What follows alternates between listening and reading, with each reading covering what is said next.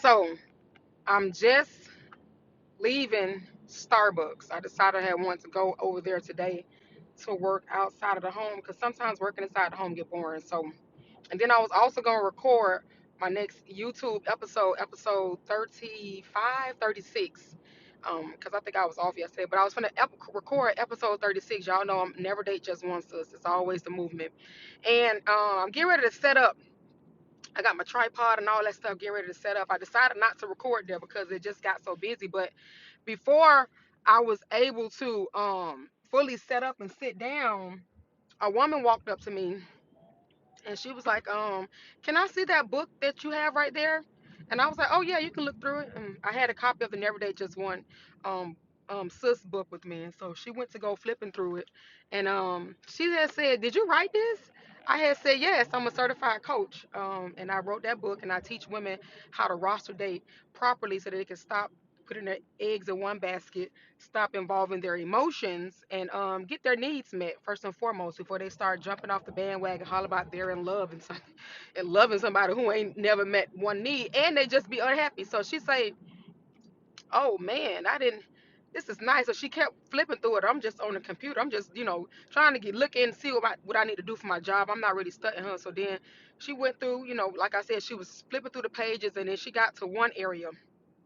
I think it was I think it was in the beginning about, yeah, the needs assessment chapter.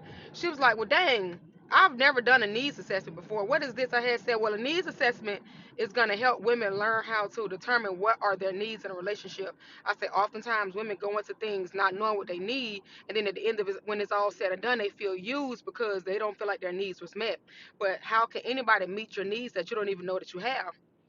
She was like, well, that's an eye opener because I felt like that sometimes in some of my previous relationships. I had said we all did. That's why I had to write that book, because a lot of that stuff is based on education that I've learned, but also based on personal experiences and just listening to the conversation that women are having online. A lot of needs are being left unmet, and everybody is starting to feel used, but you got to be you got to put yourself first. And I hear people all the time putting everybody before them. And she said, well, yeah, you're right. She was like, that's even me. And but she said, my daughter though, I just literally had to, like, get into her site to see what was going on. I had said, well, what was going on with your daughter? She said, okay, well, she needs this book. So she said, thank you. She said, am I able to buy a copy from you? I said, yeah, you can actually buy that copy right there. She said, I'm going to gift this to my daughter. She definitely needs it. She just came out of a situation where she's felt depleted after dealing with a man for going on almost 2 years. I was like, well, dang, what was their situation? She said, okay, well, her daughter met the man in her time of struggle. Her daughter had lost her job, thereby losing somewhere to live, and it caused her to go live with her homegirl. I said, okay. So she said, so while she was living with her homegirl, the mom said that the daughter's friend was had a friends with benefit situation or something with another man, with a young man. And she said her daughter's 25, and so her friend is around 23. So the situationship that she was having was with a guy that was probably about 22 or something like that. So he came over one day. He brought one of his homeboys with him. He met my daughter and they started having, conversations. Now it's the four of them at the house chilling. No dating was involved, but somehow, some way, alcohol, smoking marijuana, he ended up in my daughter's bed. And then they started this relationship. That's what she assumed. That's what she thought. So I said, okay, well, what was the problem? She was like, well, probably about 6 months after she lived there, she got another job. She was able to save enough money and she was able to get another place. I said, well, kudos to her. Maybe he was motivating her. She was like, I was like, oh. She said, well, when she moved into her new place, she took him with her. I had said, whoa. She had just met him. She was like, yeah, met him during her struggle.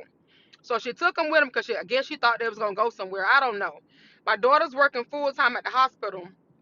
She got this Neanderthal, that's what she called him, living with her, and she had me believing that he had a job. And come to find out, after 2 years or whatever the case is, and she's ready to go, she comes to me. She's like, Mom, he was sitting over there. I would come home from work. He would have his homeboys up in there. It would smell like hella marijuana. He didn't do anything all day. He was just I would have to come in, clean up after him. But I never said anything because I didn't want to run him away. I had said, so she never spoke up about how unhappy she was. She was like, no. She was like, and then she started saying how She would ask him to do certain things, but she would have to ask him twice more than one time. He never wanted to go on vacations with her. He never took her out when it was time. When he wanted to go out with his homeboys and go to the club, she was never invited. I said, your daughter dealt with this for 2 years? That lady said, exactly. So, anyways, long story short, on the how they broke up was she came home from work and she caught a girl in there giving him head in the living room.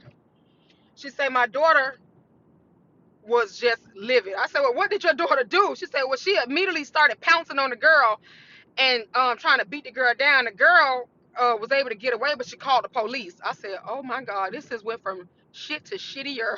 She said, exactly. She said she called the police on my daughter. My daughter ended up getting going to jail for that night and got a trespass. And I said, from her own place? She was like, yeah, they eventually straightened it out. The front office told the police that my daughter lived there. And they actually said that the guy wasn't on the lease. He had to go. He couldn't come back. So they allowed her to come back. I had said, well, what is she doing now? She said, well, now she's sitting to the side hollering about she needs to heal. And I'm telling her, no, you need to get back out there and start dating because you just did it wrong. You met a guy in your struggle who was at the bottom with you, and now you need to get back out there and put some value into it. I said, so what did she say about that? Well, she doesn't know how to do that. She's never had a real date. She doesn't know what it's like to just be dated without involving sex. I said, well, that book is perfect for her. The moral of the story here is never date just one, sis. Even when you first of all should not be meeting nobody in your struggle, because I told y'all the vibrations are too low for you to be meeting the right people. So you're gonna always meet people only at the level that you're at. So with that being said, if you increase your self-love, do your needs assessment, do your self-evaluation, all of that is in a never date just one book. You would then be able to go into every situation knowing exactly what you need. Your self-esteem would be through the roof, and you will start being able to use your roster to get your needs met. Or you can stay where you've been, which is somewhere where only the people who you don't no longer want to attract is going to be attracted to you, and they're going to run their course with you until you run their course with them and they get out of there. And that's just what happened. That young lady thought that she was doing herself a favor or a service by allowing that boy to move in with her. That boy had no intentions on doing anything with her, but he took the free ride. And a lot of y'all do allow guys to move in with y'all for the free ride. So never date just one, sis. Stop putting all your eggs in one basket with one man. And more importantly, do not, I repeat, stop meeting people in your struggle. I don't care if you think it's cute or not. He saw me looking any kind of way he wanted to talk to me. I would not talk to him because he's already placed a value on you that you haven't even realized yet, but you will learn quickly and your feelings will get hurt.